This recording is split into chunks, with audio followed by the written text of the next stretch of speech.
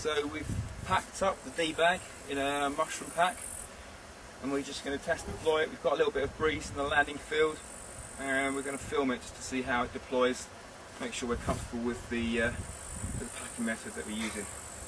What we did notice when we first got the D-bag was the quick release system was attached to the bottom of the D-bag, which meant when you pull this pin and release, this handle was left with the D-bag. Not particularly great if you've got your thumb in the loop or if you're holding onto the strap. So we've changed that around and put that on the pilot's setup so it comes down with the pilot that's debagging rather than him having to worry about letting go of that. The thing about this quick release, it's very sensitive. So in order to avoid any mishaps on launch, you have safeties attached. When you're ready to deploy, release the safeties. Don't catch your speed bar in them. Don't catch your speed bar. They remain with the D-bag and the tandem pilot. Make sure you're facing the right direction. Away you go. Bob's going to give us a hand.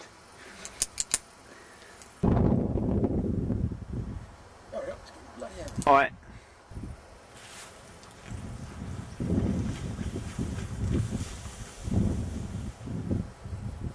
What's the plan then, Mr. A?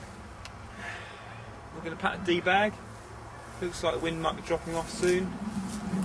We're just working out the rigging to the tandem paraglider, just to get the length right so we can launch easily and that I'm not too close underneath him. And then we're just going to give it a go, hopefully get enough height to do it safely. The only worry that really got is Tom's going to be quite light on the tandem, which is only 60 kilos or something. Have you flown your tandem without anyone else on it before? No, I haven't. I ground handled one once, but on my own, it's not quite the same, really. Especially because I'm right at the bottom of the weight range, so it's going to be nice and floaty when Jason's jumped off. I'm just going to make sure I do a very meticulous pack, slightly more meticulous than the ones that I've already done. So the wing will be hanging from here. Yeah. So this is me. I've just spoken to Fabian at Flyo, and he's done about 100 D-bags. So he reckons that it's a good idea to have some brake travel built into D-bag, keep the tips from getting cravated, and just to make the exit a little bit smoother.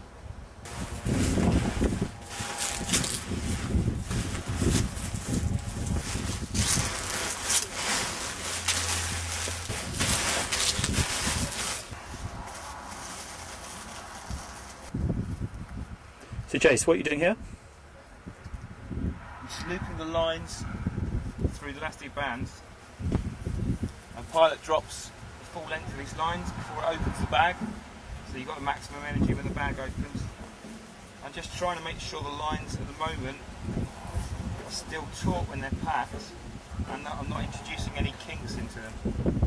That's the tricky bit, because every time you put a bend in, obviously the inside of the bend is shorter than the outside, so I'm just trying to make sure that when I get to the bottom I'm not left with unsymmetrical line sets. We're just flying out now, and we're just trying to set people up in about 2 minutes. We're de-bagging in 2 minutes. We're going over the SIV landing field.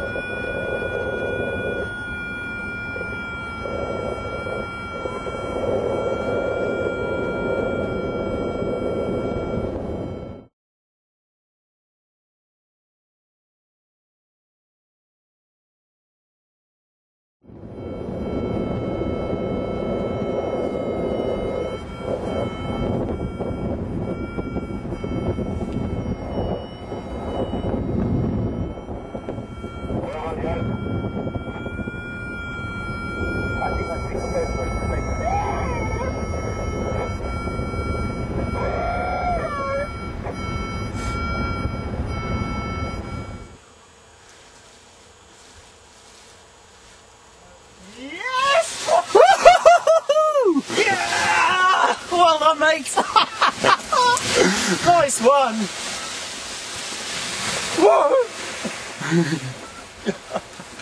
Fucking hell, that was fantastic. I'm so sorry I stumbled on the launch. Can't wait to see. So this is Tom and Jason. Successful deployment team. Everyone's alive. I'm glad to have filmed it. Yay! Our result. I can enjoy the rest of the holiday just flying now. As soon as I'd done a sat, I was like, oh, I'm over the reserve now, I better head for the landing. So what was the hardest part of the launch? Yeah. Like we thought? Yeah. Yeah. The releasing was just 1, 2, 3 release. And how does the wing handle once you've released? Is it I that's opened like fine, it opened sweet as a nut. It almost flew instantly, didn't it? Yeah, I didn't have to so full stall less extreme than a full stall, you think? Yeah, less stress on the wing than a full stall. So why isn't everyone doing this? Well, you need a punter who's going to fly a tandem, don't you? Yeah. Steady as a rock.